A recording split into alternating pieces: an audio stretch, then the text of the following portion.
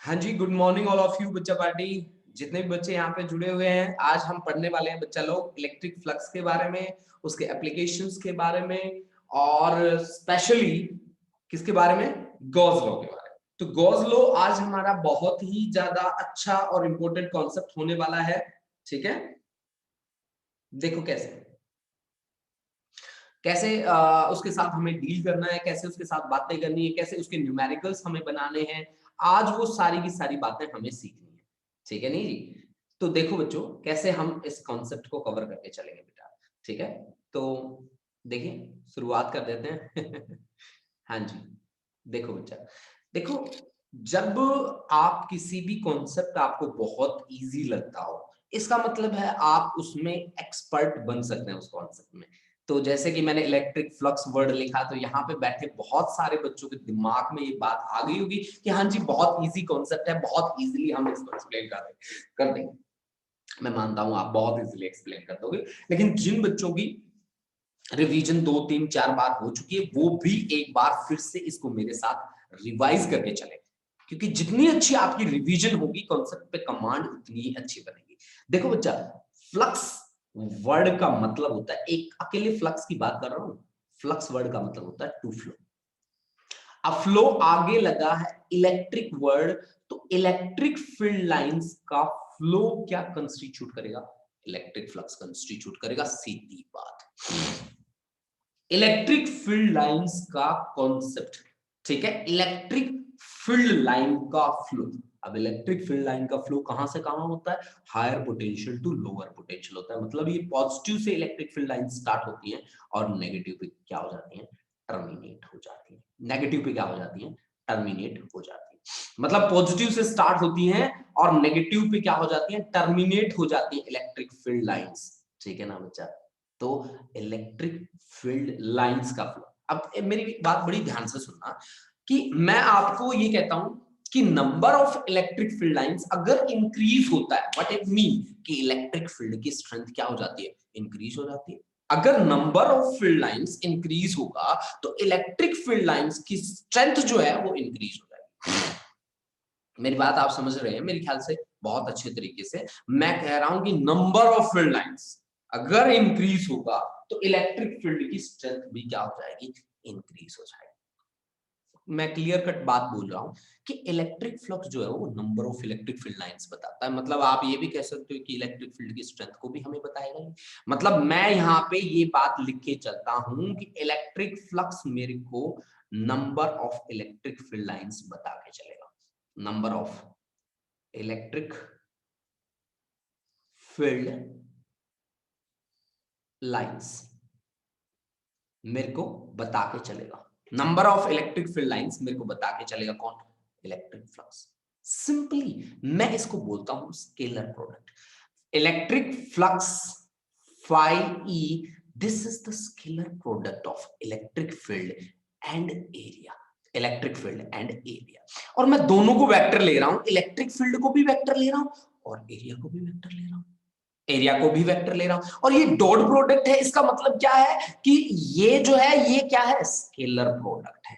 This is scalar product, यानी कि इसका रिजल्ट हमेशा एक स्केलर क्वांटिटी आएगा। इसका रिजल्ट हमेशा एक स्केलर क्वांटिटी आएगा। बच्चा ये बात याद रखना, क्योंकि डॉट प्रोडक्ट आके बैठ गया ना हमारे सामने। जैसे ही मेरे सामने डॉट प्रोडक्ट आया, मैंने कहा कि this is the scalar product और result will be a scalar quantity. यानी कि आपसे कोई क्वेश्चन करे कि फ्लक्स, इलेक्ट्रिक फ्लक्स कैसी क्वांटिटी है, तो आप सीधा सीधा आंसर कर दोगे ये सर जी, ये तो एक स्केलर क्वांटिटी।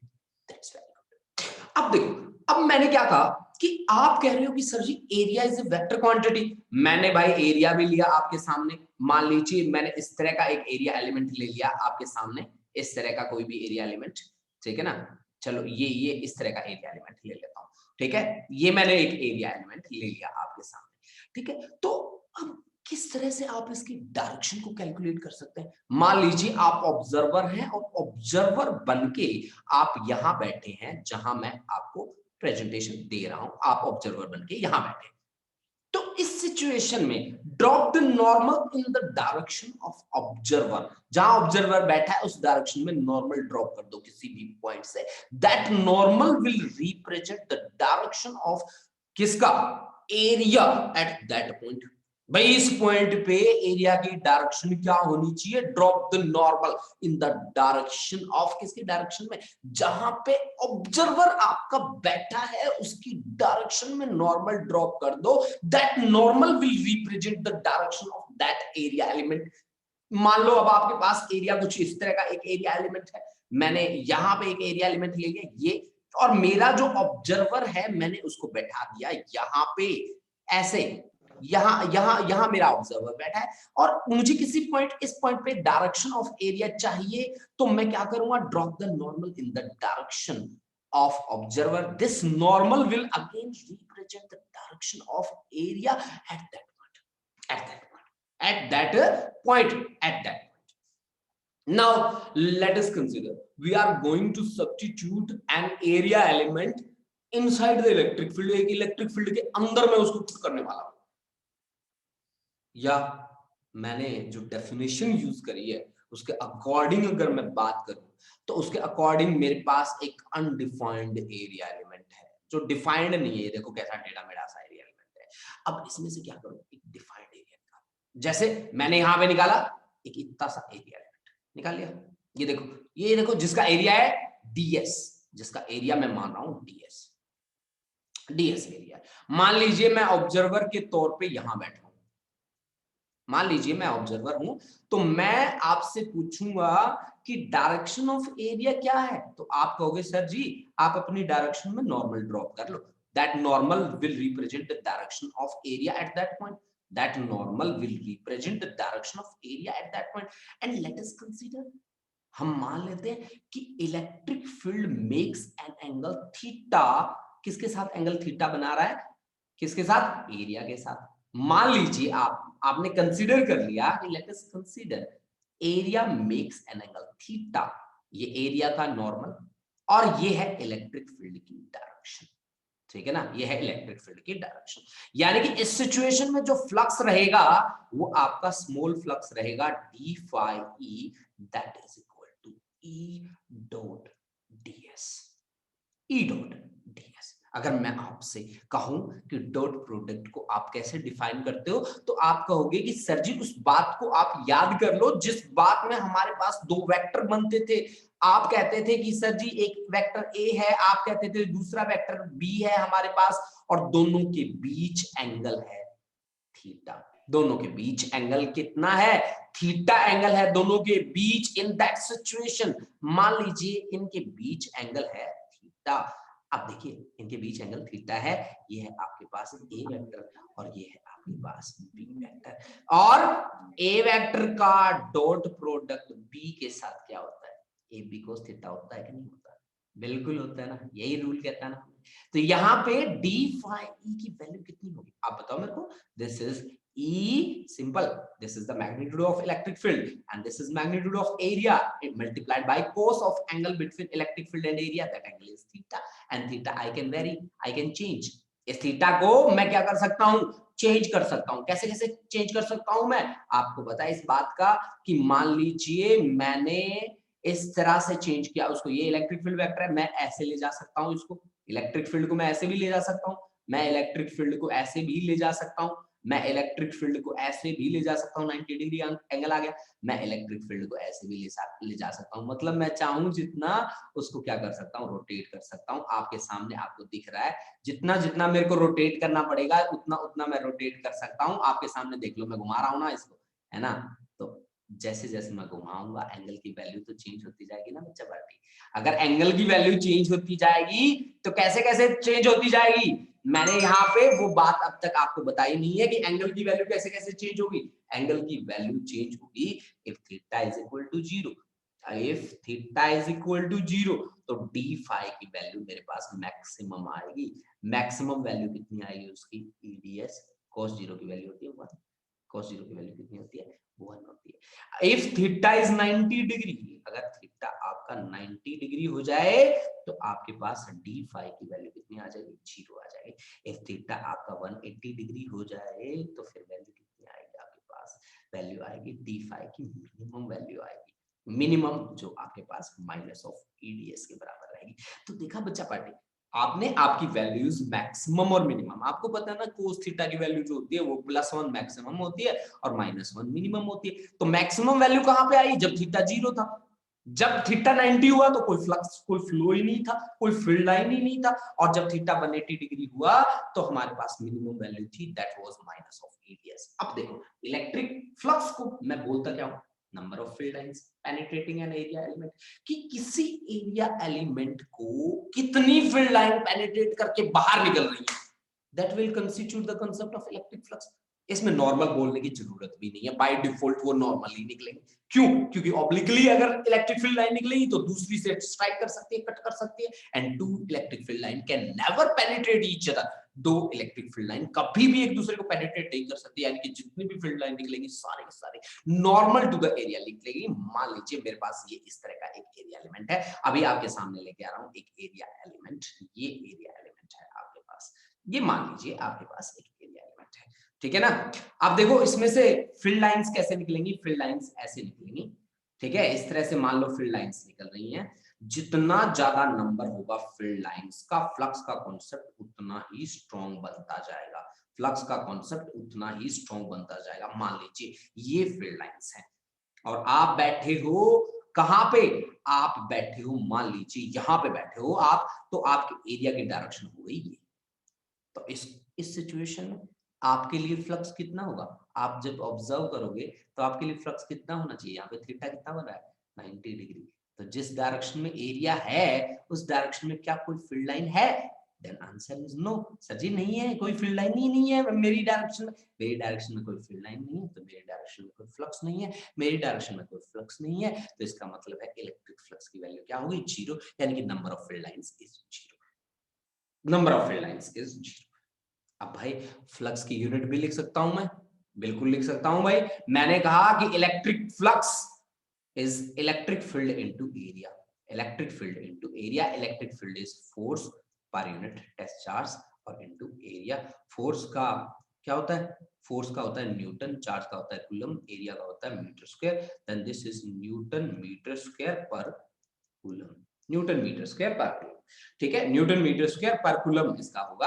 और डायमेंशनल फॉर्मूला अगर मैं लिखना चाहूं तो डायमेंशनल फॉर्मूला होगा, फोर्स का होगा m1 l1 t-2, एरिया का होगा l2, चार्ज का होगा current into time a into t। अगर इसका डायमेंशनल फॉर्मूला हम देखना चाहें तो इसका डायमेंशनल फॉर्मूला क्या बनेगा? m1 l3 t-3 a-1। This is the dimensional formula for electric flux. ये होगा ना m1 l3 t-3 a-1, ठीक, यही डायमेंशनल फॉर्मूला बनेगा इसका, इसका इलेक्ट्रिक फ्लक्स का। This is the general intro of the electric flux. ये इलेक्ट्रिक फ्लक्स का हमने एक जनरल इंट्रोडक्शन पढ़ा है, ठीक है। अब हम बात करेंगे उस कॉन्सेप्ट की जिस कॉन्सेप्ट पे बेस होके पूरा का पूरा आगे 5 to 6 कॉन्सेप्ट्स चलने वाले हैं, that is Gauss law. Gauss law क्या कहता है, उसकी क्या क्या कंडीशंस हैं, कैसे कैसे हमें काम करना है, ये सारी की सारी बातें आज मुझे सीखनी पड़ेंगी, ठीक है। और इन्हीं बातों में से कोई ना कोई न्यूमेरिकल मेरे फाइनल एग्जाम में भी आ जाता है। तो ये भी बड़ा इंपॉर्टेंट बात है कि इस कॉन्सेप्ट को हम पढ़ेंगे और पढ़ते ही हमारे सामने कुछ ऐसी बातें आ जाएंगी जो बातें हमारे पूरे के पूरे चैप्टर का रीढ़ की हड्डी बन जाएंगी, ठीक है। चलो फिर स्टार्ट करते हैं, टाइम वेस्ट क्यों कर रहे हैं, फिर ऐसी बातें ही पढ़ते हैं। गॉस लॉ को पढ़ते हैं, गॉस लॉ क्या कहता है उसकी स्टेटमेंट को पढ़ते हैं। देखो बच्चा, गॉस लॉ की स्टेटमेंट सभी बच्चों को मेरी ख्याल से टिप्स पे याद होनी चाहिए। अगर याद नहीं है ना तो याद होनी चाहिए टिप्स पे वो भी, ठीक है। तो गॉस लॉ की स्टेटमेंट हमें कहती है कि total electric flux through a close surface is equal to 1 by epsilon not times the net charge enclosed in that surface. बच्चा मैं बात कर रहा हूं किसकी? मैं बात कर रहा हूं गॉस लॉ की। गॉस लॉ, देखो बच्चों, जितने भी बच्चे रिवीजन मेरे साथ कर रहे हैं वो अपने आप से भी कुछ एफर्ट्स करें और मेरे से भी ज्यादा कुछ ना कुछ प्रिपेयर करें। जब तक आप ये काम नहीं करोगे कि अपने आप से प्रिपेयर करना, अगर किसी बच्चे के पास मेरे हैंड रिटन नोट्स नहीं है तो वो आज मेरे को मैसेज कर देना, जितने बच्चे ग्रुप में बैठे हैं वो मेरे से नोट्स भी ले लो और नोट्स लेके उन नोट्स को भी कवर कर लो, ठीक है। तो जितना ज्यादा हो सकता है सभी बच्चे मिलके, ठीक है, अपने नोट्स भी पढ़ेंगे अच्छा, सैंपल पेपर नए आ चुके हैं मार्केट में, सैंपल पेपर जरूर ले लो, ठीक है। जरूर ले लो का मतलब है कि आप खरीद लो, बस उस पे ना बात मत सोचो कि खरीदना है कि नहीं खरीदना, बस गो फॉर इट, ठीक है। देखो गॉस लॉ क्या कहता है, गॉस लॉ कहता है कि total electric flux through a close surface.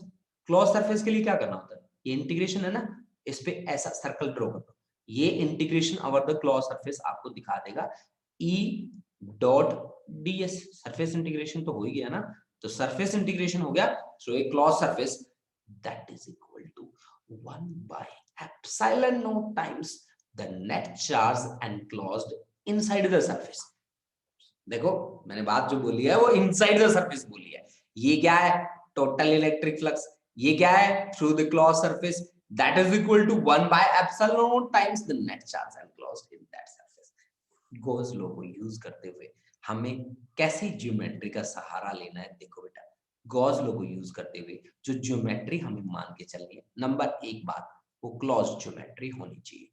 Close geometry जैसे स्फेरिकल हो गया, सिलेंड्रिकल हो गया, ऐसी ऐसी ज्योमेट्रिकल शेप्स हमें लेनी पड़ेगी। Okay, if not close, if not close, close नहीं है तो then consider, not close, then consider an imaginary surface, an imaginary surface,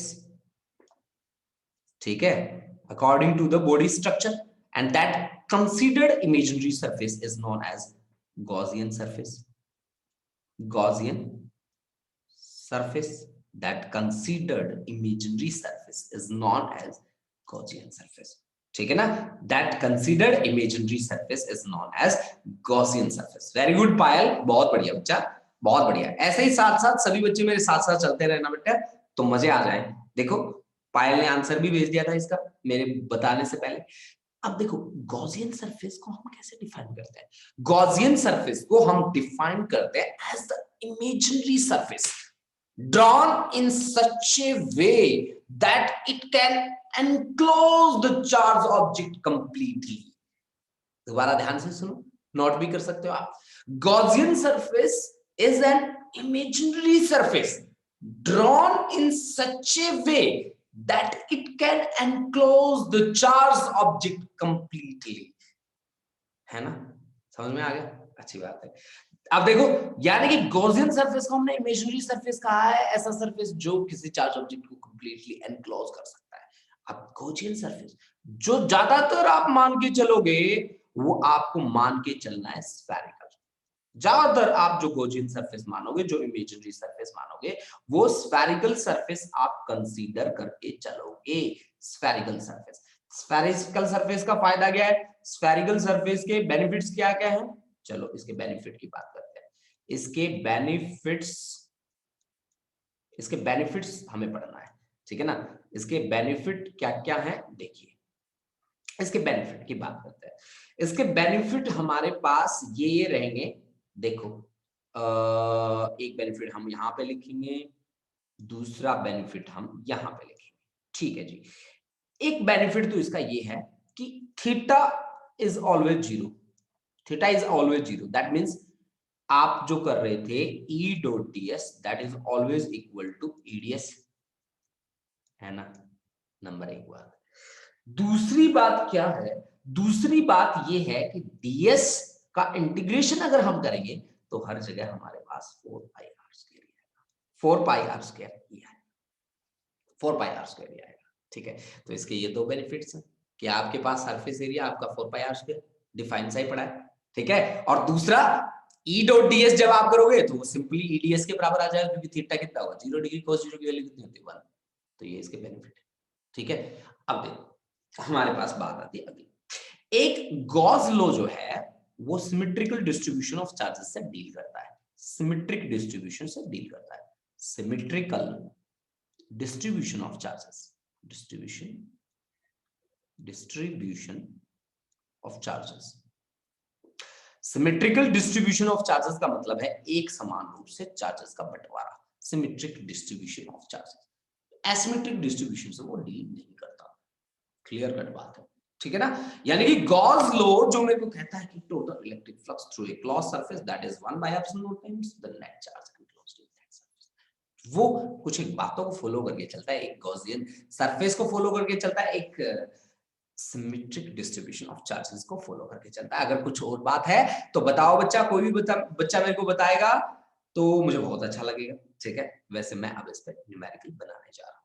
ठीक है, अब देखो बच्चा पार्टी, ये क्या कहता है, ये कहता है कि मैं क्लोज ज्योमेट्री के साथ डील करता हूं, मैं ओपन के साथ डील नहीं करता। मान लीजिए आपको ना ऐसा हेमिस्फेरिकल बॉल दे रखा है, हर्ष क्या बोल रहा है हर्षु, ये देखो हेमिस्फेरिकल, ये देखो ऐसा ऐसा ऐसा ऐसा बोल दे रखा है और आपको चार्जेस बता रखे हैं कि जी यहां पे बैठे हैं। ठीक है, ये इसका मान लो सरफेस हो गया। ठीक है, ये यहां से ड्रॉ करना है, ये इसका सरफेस हो गया। ठीक है, ये थोड़ा सा पीछे ले जाके करना पड़ेगा। ठीक है जी, ये इस तरह से आप मान लो। ठीक है, ये इसको मिला दो थोड़ा सा ऐसा, अच्छा लगेगा फिर। अच्छा जी, अब हमने क्या किया कि हमने चार्ज यहां बैठा दिया, बाहर पॉजिटिव चार्ज बैठा दिया यहां पे। ठीक है, यहां पे पॉजिटिव चार्ज बैठा दिया और आपसे पूछा कि टोटल इलेक्ट्रिक फ्लक्स कितना होगा। तो टोटल इलेक्ट्रिक फ्लक्स क्या होना चाहिए, क्यू इनसाइड, इनसाइड तो नहीं है, ये तो बाहर ही जाके बैठ गया, Q inside divide by epsilon not. तो इनसाइड चार्ज कितना है, zero, then flux is zero. एक आप बात याद रखिए, अगर हमने किसी ऑब्जेक्ट को, मान लीजिए मेरे पास ये ऑब्जेक्ट है, ये मेरे पास है, इस तरह की ज्योमेट्री है, इस तरह की ज्योमेट्री है, आपके सामने मैंने एक ज्योमेट्री रखी है और इसमें से फील्ड लाइंस जो हैं वो कुछ इस तरह से इसको पेनिट्रेट करके बाहर निकल रही हैं। फील्ड लाइंस जो हैं वो पेनिट्रेट करके इसको इस तरह से बाहर निकल रही हैं और वो जो फील्ड है ना वो आपका यूनिफॉर्म फील्ड है। यानी कि यूनिफॉर्म फील्ड में अगर हम किसी ऑब्जेक्ट को रख दें तो जितना इनकमिंग रहेगा उतना ही आउटगोइंग रहेगा। यानी कि अगर किसी ऑब्जेक्ट को यूनिफॉर्म फील्ड में रखा हो तो नेट फ्लक्स क्या होता है उसके लिए, जीरो होता है। Net flux here is zero. Net flux zero क्यों है, क्योंकि जितना इनकमिंग है उतना ही क्या आउटगोइंग है, जितना इनकमिंग है उतना ही आउटगोइंग है। That's why net flux is zero. Net flux is zero, that's why. समझ में आई बात, बिल्कुल आ गई होगी आपको समझ में। ठीक है, अब उसके बाद देखिए, उसके बाद मैं यही हेमिस्फेरिकल बॉल ले रहा हूं, यही हेमिस्फेरिकल है मेरे पास और अब मैंने इसको इसके सरफेस पे बैठा दिया। किसके सरफेस पे, इसके सरफेस पे, ऐसे यहां पे इस सरफेस पे बैठा दिया, यहां पे इसके सरफेस पे बैठा दिया। अब देखो एक हिस्सा तो उसका बंद है लेकिन दूसरा जो हिस्सा है वो उसका ओपन है। तो आप क्या करो, इसको कंप्लीट कर दो। यानी कि कंप्लीट के अंदर चार्ज बैठा है क्यू, तो आपका फ्लक्स कितना होना चाहिए, आपका फ्लक्स होना चाहिए क्यू इनसाइड कितना है, क्यू के इक्वल है तो 1 by epsilon naught into Q. ये तो कंप्लीट के लिए, हमें तो हाफ चाहिए, तो हाफ के लिए हमारे वाले के लिए कितना होगा, हमारे वाले के लिए हो जाएगा 1/2 Q by epsilon not, half of Q by epsilon. अगर ये इसके इनसाइड बैठा होता तो भाई हमारा हेमिस्फेरिकल बॉल है, ऐसा ही है। ठीक है ना, और हमारा चार्ज उसके सरफेस पे नहीं बैठा, हमारा चार्ज इनसाइड किसी पॉइंट पे बैठा है, यहाँ पे बैठा है, तो यहाँ पे भी फ्लक्स कितना होगा, यहाँ पे भी flux Q by epsilon not के बराबर होगा, यहाँ पे भी flux Q by epsilon not के बराबर होगा। होगा कि नहीं होगा, बिल्कुल होगा। ठीक है ना, तो यानी कि अगर आपको इस तरह की कोई भी एग्जांपल दे दे, कह दे कि हमने ना एक सॉफ्टी खा रहे हैं हम, ठीक है, और उसके लिए हमने क्या किया, उसके ऊपर चेरी रख रखी है और चेरी के पास चार्ज है क्यू और उसके सरफेस पे बैठा है सारा का सारा, तो उसके लिए फ्लक्स कितना हो, तो आप सीधा आंसर कर सकते हो half Q by epsilon not, half Q by epsilon not. आप सीधा का सीधा आंसर कर सकते हो। अब मान लो कि आपके पास एक 3 डायमेंशनल ज्योमेट्री है, 3 डायमेंशनल ज्योमेट्री है इस तरह की जो मैं आपके सामने बना रहा हूं। ठीक है ना, इस तरह की 3 डायमेंशनल ज्योमेट्री है, इस तरह की,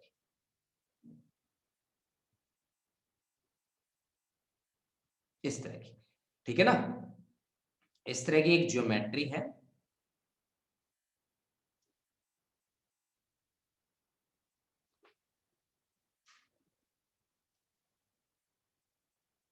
इस तरह की एक ज्योमेट्री है हमारे पास 3D। आपको दिख भी रहा होगा, पिक्चर काफी सुंदर बनी है। ठीक है, तो यहां हमने इससे अंदर चार्ज रख दिया Q, ठीक है ना, अंदर चार्ज रख दिया, तो इसके लिए फ्लक्स कितना होगा, फ्लक्स इसके लिए टोटल इलेक्ट्रिक फ्लक्स होगा Q बाय एप्सिलॉन नॉट के बराबर। अगर हमें इसके किसी एक सिंगल फेज से निकालना, फेज कितने होते हैं क्यूब में, 1 2 3 4 5 6, अगर हमें फ्लक्स चाहिए किसी फेज से, तो एक सिंगल फेज से होगा हमारे पास 1/6 of Q by epsilon not. इसमें साइड्स कितनी होती है, देखो गिन के देखो साइड्स कितनी होती है, 1 2 3 4 5 6 7 8 9 10 11 12 12 साइड होती है। मतलब अगर हमें किसी साइड से निकालना है, तो साइड से निकालना है तो 1/12 of Q by epsilon not, ठीक है ना।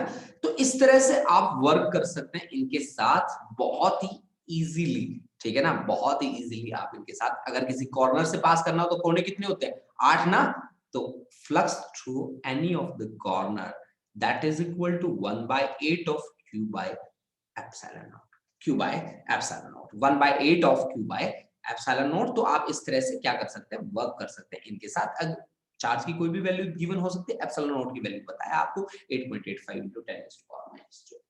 तो इस तरह से आप इनके साथ क्या कर सकते हैं, डील कर सकते हैं। अब देखो मैं एक स्फीयर के लिए गॉस लॉ का प्रूफ लेके आया हूं।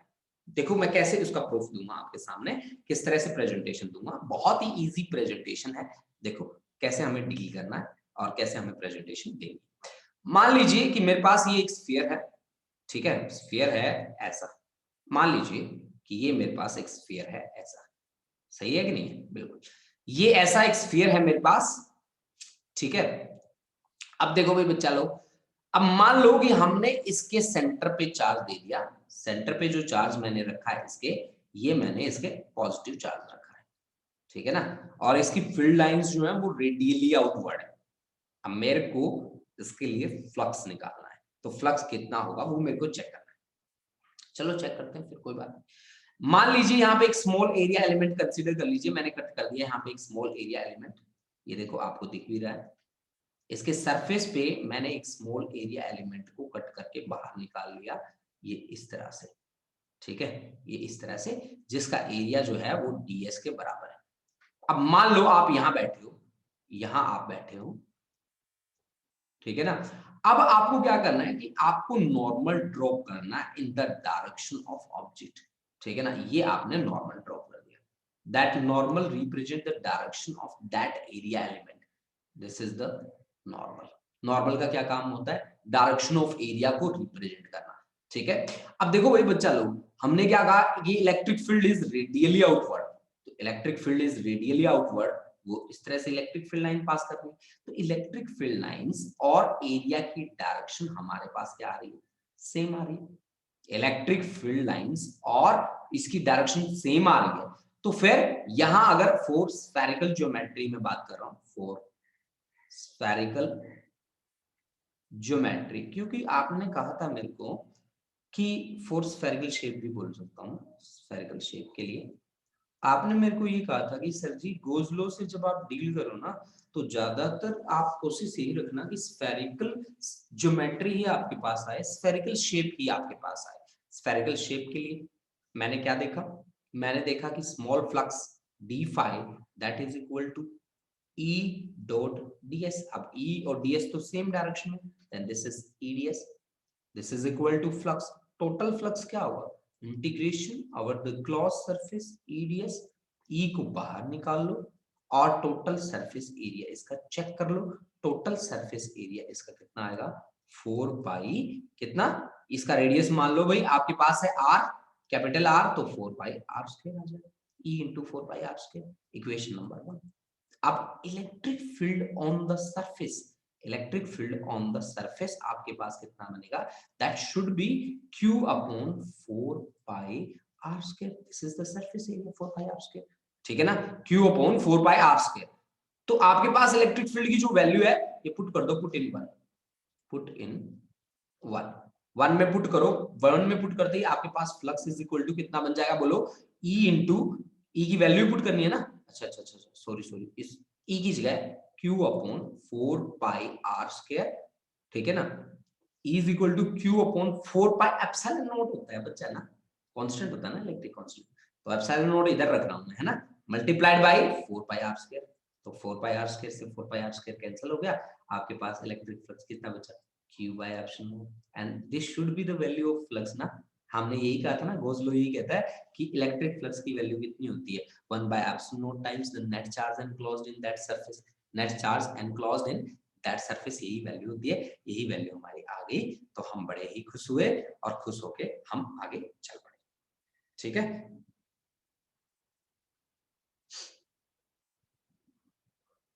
ठीक है। तो अब देखो, अब हम आगे क्या करते हैं, कैसे कॉन्सेप्ट को हम आपके लिए इंट्रोड्यूस करेंगे। देखो बच्चा लोग, देखो भाई, हमारे पास हमने क्या कहा कि ये है हमारा total electric flux through a close surface, that is 1 by epsilon naught times the net charge enclosed in that surface।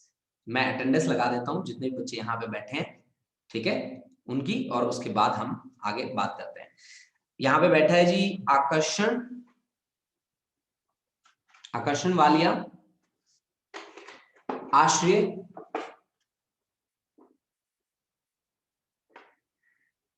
हाँ जी, उसके बाद है, एक मिनट, आश्रय, आश्रय के बाद अमृतपाल, अमृतपाल के बाद आयुषी, आयुषी गुरलीन बाजवा, गुरप्रीत सिंह, हरजोवन, इमनंदन प्रीत कौर, जानवी सहोता, लवलीन, लवलीन के बाद है जी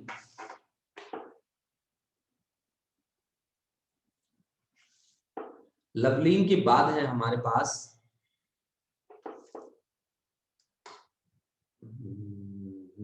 मनीषा, मनीषा के बाद मंजोत, मंजोत दोनों हैं, मंजू चौधरी, प्रशांत शर्मा, पायल जारियाल, साहिल प्रीत सिंह, उपविंदर जीत सिंह 12C से, सार्थक महाजन, सार्थक महाजन। तो ये बच्चे हमारी क्लास में हैं। अगर इनमें से कोई किसी का नाम रह गया हो तो 10 मिनट की क्लास और भी बाकी हमारी, प्लीज मेरे को बता देना। ठीक है, अब बढ़ते हैं हम आगे नेक्स्ट कॉन्सेप्ट की ओर। ठीक है, मेरे पास 2 मैसेज आए पड़े हैं, मैं देख लेता हूँ कोई बच्चा रह ना गया हो। ठीक है, अच्छा जी, अमृतपाल जी और पायल का, ठीक है, कोई बात नहीं। चलो अब आगे बढ़ते हैं, देखो कैसे हमें आगे कॉन्सेप्ट करना है, कैसे हमें हम आगे लेके चलेंगे इसको। ठीक है, देखो, देखिए जी, हमने अब तक गॉस लॉ को पढ़ा है। अब हम जिसको पढ़ने वाले हैं वो है हमारे पास गॉस लॉ की एप्लीकेशंस। गॉस लॉ की बेसिकली हमारे पास 5 एप्लीकेशंस हैं, और पांचों की पांचों बहुत ही ज्यादा इंपॉर्टेंट हैं। बहुत ही ज्यादा इंपॉर्टेंट होने का उनका रीजन है कि उनपे या तो न्यूमेरिकल बन के हमारे सामने आ जाता है, या फिर एज इट इज वो कॉन्सेप्ट भी हमारे सामने आ जाता है। ठीक है, तो आज हम उसके साथ कंप्लीटली बहुत ही अच्छे तरीके से हम उसके साथ डील करेंगे, और उनमें कोई डाउट हम नहीं रहने देंगे। तो हमारे पास कॉन्सेप्ट है applications of Gauss law, applications of Gauss law, Gauss law, Gauss law की एप्लीकेशंस हमें पढ़ के चलना है। ठीक है, और उन एप्लीकेशंस पे हमें वर्क करना है। ठीक है, तो कैसे हम वर्क करेंगे, देखिए, देखो भाई बच्चा party, applications of Gauss law में सबसे पहले हमारी एप्लीकेशन जो रहने वाली है वो है electric field intensity due to a line charge. ठीक है ना, electric field intensity due to a line charge. चलो मैं फर्स्ट एप्लीकेशन से स्टार्ट कर लेता हूँ। ठीक है, वो पांचों की पांचों एप्लीकेशन, उनके नाम नहीं लिख रहा मैं, उसको स्टार्टिंग कर लेता हूँ। ठीक है, कि भी मेरी ये एप्लीकेशन है पहली। ठीक है जी, तो मेरे को इलेक्ट्रिक फील्ड इंटेंसिटी निकालनी है बच्चा पार्टी। ठीक है, due to a line charge,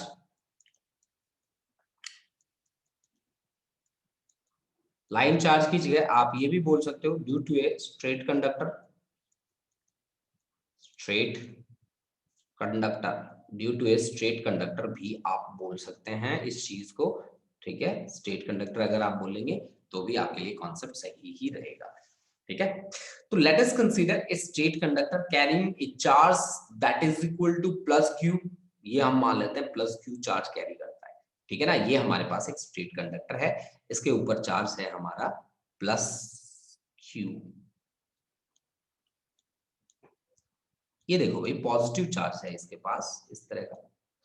अब देखो बेटा, इस जब हम गॉस लॉ की एप्लीकेशंस पढ़ रहे हैं तो हमें गॉस लॉ तो अप्लाई करके ही चलना पड़ेगा। तो मुझे मानना पड़ेगा एक गॉसियन सरफेस। अब मैं स्ट्रेट कंडक्टर को किस तरह के गॉसियन सरफेस में बंद कर सकता हूँ? देखो, इसकी जो साइड्स हैं वो मुझे कुछ इस तरह से पैक करनी होंगी। इसकी जो साइड्स हैं वो मुझे किस तरह पैक करनी होंगी? इस तरह से पैक करनी होंगी। इसकी जो साइड्स हैं वो मुझे इस तरह से पैक करनी होंगी। ये एक साइड कवर कर दी मैंने, ये मैंने दूसरी साइड कवर कर दी, दोनों साइड मैंने कवर कर दी ऐसे, ठीक है। और इसके जो क्रॉस सेक्शन है वो मुझे कुछ इस तरह से कवर करने होंगे, हैं? ये देखो इस तरह से, ये देखिए कुछ इस तरह से। ये इसका ऊपर वाला क्रॉस सेक्शन, ये इसका नीचे वाला क्रॉस सेक्शन। ये देखो, ये देखो, ये इस तरह से क्रॉस सेक्शन मुझे कवर करने पड़ेंगे। ये अब पूरा ये जो कंडक्टर है हमारा पूरा एनक्लोज हो चुका है। लेकिन सरफेस हमारे पास 3 बन गए। एक ऊपर वाला सरफेस जिसको मैं बोल रहा हूं सरफेस 1, एक ये बीच वाला सरफेस जिसको मैं बोल रहा हूं सरफेस 2, और एक ये नीचे वाला सरफेस जिसको मैं बोल रहा हूं सरफेस 3। देखो बच्चा, 3 सरफेसेस हमारे पास आ चुके हैं और तीनों सरफेसेस पे मैं ऑब्जर्वर बिठा रहा हूं। इस सरफेस के लिए ऑब्जर्वर मैं बैठा रहा हूं यहां पे, ठीक है। इस सरफेस के लिए ऑब्जर्वर मैं बैठा रहा हूं यहां पे, और इस सरफेस के लिए मैं ऑब्जर्वर बैठा रहा हूं यहां पे, ठीक है ना। तो तीनों सरफेस के लिए नॉर्मल ड्रॉप करके रख लीजिए पहले ही, ताकि आपको कोई प्रॉब्लम ही ना हो। नॉर्मल अगर ड्रॉप होगा आपको उस पे जो भी एरिया आप लोगे उसके एरिया की डायरेक्शन आपको पता होगी, ठीक है। तो ये नॉर्मल इसका, ये नॉर्मल इसका, और ये नॉर्मल इसका, इस सरफेस का। तीनों सरफेस के नॉर्मल मैंने ड्रॉ कर लिया। अब तीनों सरफेस पे छोटे छोटे एरिया एलिमेंट में मान के चल रहा हूं, मैं मान के चल रहा हूं अपनी तरफ से छोटे छोटे एरिया एलिमेंट्स, ठीक है ना। कैसे कि यहाँ पे मैंने एक डीएस एरिया एलिमेंट मान लिया, ये देखो ये डीएस छोटा सा एक एरिया एलिमेंट। यहाँ पे भी मैं एक छोटा सा एरिया एलिमेंट कंसीडर करके चलूंगा जिसका एरिया है डीएस के बराबर, ठीक है ना भाई। और यहाँ पे भी मैं एक छोटा सा एरिया एलिमेंट कंसीडर करके चलूंगा जिसका एरिया कितना है, डीएस के बराबर है, ठीक है ना। ये देखो जी, डीएस के बराबर है, यानी कि तीनों जगह पे जो एरिया है वो डीएस है। यहाँ पे भी डीएस है, यहाँ पे भी डीएस है। अब पहला सरफेस है उसके नॉर्मल का नाम है n1 और उसकी कैप लगा दो, और दूसरा सरफेस n2 कैप, और तीसरे सरफेस में n3 कैप। अब आप देखो कि डायरेक्शन ऑफ इलेक्ट्रिक फील्ड क्या क्या है। यहाँ पे डायरेक्शन ऑफ इलेक्ट्रिक फील्ड देख लो। डायरेक्शन ऑफ इलेक्ट्रिक फील्ड अगर मैं यहां से देखना चाहूं तो direction of electric field and direction of normal are same, ठीक है। यहां से अगर मैं देखना चाहूं तो direction of electric field and normal की जो डायरेक्शन है उनके बीच एंगल कितना है, 90 डिग्री का एंगल है। और यहां से जो एंगल बनेगा वो कितना बनेगा, यहां से भी एंगल कितना बनेगा, 90 डिग्री का एंगल बनेगा, ठीक है ना। यहां से भी जो एंगल बनेगा वो 90 डिग्री का बनेगा, ठीक है। तो यहाँ पे एंगल आपका थीटा 0 डिग्री, यहाँ पे थीटा आपका 90 डिग्री, थीटा आपका 90 डिग्री, और यहाँ पे भी थीटा कितना है आपका 90 डिग्री, यहाँ पे भी थीटा आपका 90 डिग्री, ठीक है ना। तो जहां जहां पे थीटा आपका 90 डिग्री आया है समझ लो वहां कहानी खत्म हो चुकी है, ठीक है जी। और जहां पे थीटा 0 है वहां पे बात बनने वाली है कैसे, मुझे निकालना है total electric flux. Total electric flux निकालने के लिए मेरे पास फॉर्मूला होता है integration along the close surface E dot ds, या आप ये कह सकते हैं integration along the close surface E ds cos theta. अब क्लोज को ओपन में कन्वर्ट कर लो। ओपन में मेरे पास 3 सरफेस है, due to surface 1, surface first के लिए ईडीएस cos थीटा, सरफेस 1 के लिए ईडीएस cos थीटा की वैल्यू कितनी है, थीटा कितना है सरफेस 1 के लिए 90 degree, plus surface surface second के लिए ई ds cos थीटा, इसकी वैल्यू है आपके पास 0 डिग्री, प्लस थर्ड के लिए सरफेस थर्ड के लिए आपके पास ई ds cos, थर्ड सरफेस के लिए कितना एंगल 90 डिग्री। तो cos 90 डिग्री थर्ड, फर्स्ट और थर्ड सरफेस के लिए cos 90 की वैल्यू कितनी होती है 0, तो ये पूरा क्या हो गया 0, और ये क्या हो गया पूरा ये भी 0 हो गया। तो आपके पास बचा कौन सा? cos 0। यानी कि टोटल इलेक्ट्रिक फ्लक्स के लिए आपके पास बचा कॉन्सेप्ट क्या? सेकंड सरफेस के लिए ई ds cos 0 की वैल्यू होती है 1। ठीक है, इलेक्ट्रिक फील्ड को बाहर निकाल लो, टोटल सरफेस एरिया देख लो। टोटल सरफेस एरिया सिलेंडर का क्या होता है? सिलेंडर का होता है भाई पाई आर स्क्वायर है, तो pi R square into L. ठीक है, यही होता है। तो this is total electric flux and this should be equal to, किसके इक्वल होना चाहिए? This should be equal to q by epsilon not according to Gauss law. According to Gauss law according to Gauss law मेरे को कहता है कि total electric flux कितना होना चाहिए? टोटल इलेक्ट्रिक फ्लक्स होना चाहिए 1 by epsilon not times the net charge, यानी कि q बाय एप्सिलॉन नॉट होना चाहिए ना। ठीक है, तो फिर उसकी बात मान के मैंने ये बात लिख दी q बाय एप्सिलॉन नॉट। तो इसका मतलब क्या हुआ कि electric field E is equal to कितना आ गया? Q अपॉन क्या आया भाई? Q अपॉन मेरे पास वैल्यू बनी हाँ जी, वैल्यू क्या बन गई मेरे पास? वैल्यू बन गई मेरे पास सरफेस एरिया देखना था, ये तो मैंने वॉल्यूम का फॉर्मूला लिख दिया ना बच्चा पार्टी। हाँ यार, सरफेस एरिया क्या होता है उसका? सरफेस एरिया बोलो भाई, 2 पाई आर एल होता है भाई, 2 पाई आर एल ये होता है उसका सरफेस एरिया। मैं सोचूं मैंने ये वैल्यू क्यों यूज कर दी? 2 पाई आर एल ये होता है सरफेस एरिया। कैंसिल करो, इसको कट करो, तो E इज इक्वल टू क्या बनेगा? Q upon 2 pi epsilon not R into L।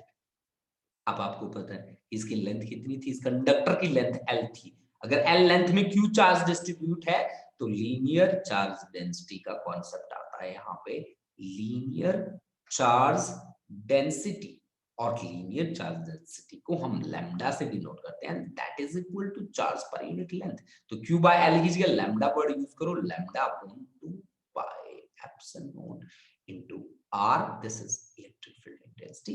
Clearly we can say electric field intensity is inversely proportional to R. ठीक है ना? Inversely proportional to R. This is the thing that we have to explain here.